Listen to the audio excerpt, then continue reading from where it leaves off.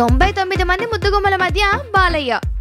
నటసింహం తన 99వ చిత్రం డిక్టేటర్ కోసం 99 డాన్సర్స్ తో ఇంట్రడక్షన్ సాంగ్ లో బాలయ్య చిందులేనున్నాడు. ఈ పాటకు ప్రేమ్ దక్షిత్ కొరియోగ్రఫీలో రూపొందించుకుంటోంది. ఈ సాంగ్స్ ను మంచి విజువల్ ట్రీట్స్ తో తెరకెక్కిస్తున్నారు. అందుకోసం పెద్ద వినాయకుడి విగ్రహాన్ని కూడా రెడీ చేశారు.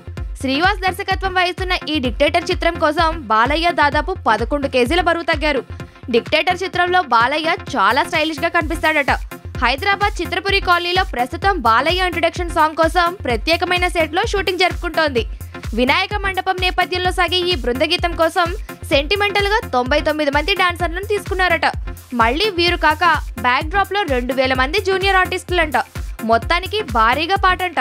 ఈ పాటకు ఎన్ని రోజులైనా పర్వాలేదని, డాన్స్ మూమెంట్లు అద్దిరిపోవాలని అంటున్నారట బాలయ్య. 2-3 వారాల్లో ఈ సినిమా ఫస్ట్ లుక్ జనాల ముందుకు వస్తోంది.